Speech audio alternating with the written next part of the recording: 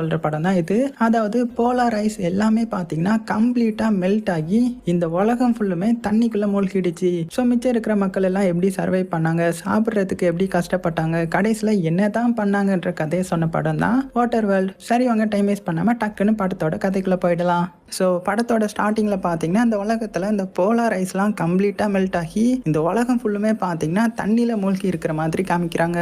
அதாவது சின்ன லேண்டை கூட நம்மளால எங்கேயுமே பார்க்க முடியல. இப்படி இருக்க ஏகப்பட்ட மக்கள் வந்து இறந்து போயிட்டாங்க. மிச்சம் இருக்கிற மக்கள்லாம் எப்படி வாழ்றாங்கன்னு பார்த்தீங்கன்னா, இந்த தண்ணிக்குள்ளேயே ஒரு மிதக்கும் நகரம் மாதிரி ஒன்று ரெடி பண்ணி அதில் வந்து கொஞ்சம் மக்கள் வாழ்றாங்க, கொஞ்சம் மக்கள் வந்து போட்லேயே வாழ்றாங்க. ஸோ இப்படி தான் ரொம்பவே கஷ்டப்பட்டு வாழ்ந்துட்டு வராங்க.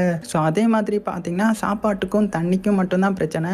காசுக்கெல்லாம் சுத்தமாக வேல்யூவே கிடையாது. ஸோ அந்த காலத்து முறையை தான் பின்பற்றாங்க. அதாவது இந்த பண்டம் மாற்று முறையை தான் பின்பற்றி ரொம்பவே கஷ்டப்பட்டு வாழ்ந்துட்டு வராங்க. இருந்தாலும் இங்கே இருக்கிற எல்லா மக்களுக்கும் பார்த்தீங்கன்னா ஒரே ஒரு நம்பிக்கை இருக்குது. என்னன்னா, இந்த தண்ணியாக நிறைஞ்சிருக்கிற இந்த உலகத்தில் எங்கேயோ ஒரு இடத்துல லேண்ட் இருக்குதுன்ற மாதிரி இவங்க எல்லாரும் நம்பிட்டு இருக்காங்க. ஸோ அதையே எல்லாரும் தேடுற மாதிரி வேலையும் வச்சிருக்காங்க. ஆனால் இது வரைக்கும் பார்த்தீங்கன்னா யாருமே அந்த லேண்டை கண்டுபிடிக்கல.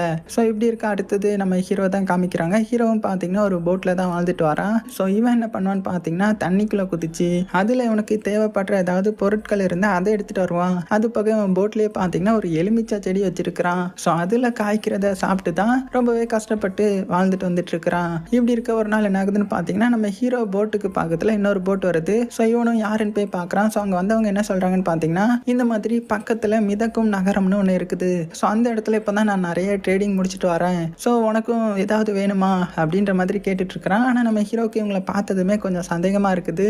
என்னன்னு பார்த்தா, இப்போ போட்டில் வந்தாங்கல்ல, அவங்க என்ன பண்ணியிருக்காங்கன்னா, நம்ம ஹீரோடைய போட்டுக்கு தெரியாமல் வந்து அவங்ககிட்ட இருந்து அந்த எலுமிச்சை பழத்தையே திருடிட்டாங்க. ஸோ இதை பார்த்து நம்ம ஹீரோ பயங்கர டென்ஷன் ஆகுறான். அந்த நேரம் பார்த்தீங்கன்னா அந்த இடத்துக்கு வில்லனுடைய ஆட்கள் வராங்க. ஸோ வில்லனுடைய ஆட்களை பற்றி சொல்லணும்னா அவங்க ரொம்பவே கொடூரமானவங்க. அவங்க என்ன பண்ணுவாங்கன்னா, அந்த மாதிரி போட்டில் இருக்கிறவங்களுடைய திங்ஸ் எல்லாம் ஆட்டையை போட்டு அப்புறமா அவங்களையும் அடிமையாக பிடிச்சிட்டு போயிடுவாங்க. ஸோ இப்போ இந்த வில்லனுடைய ஆட்கள் இங்கே வந்ததுமே இதை நம்ம ஹீரோ பார்த்துட்டு வேகமாக அவனுடைய போட்டை எடுத்துட்டு கிளம்ப ஆரம்பிச்சிடுறான். ஸோ இவனுடைய போட்டு பார்த்தீங்கன்னா பயங்கர வேகமாக போயிருது. ஆனால் இவன் கிட்ட இருந்து அந்த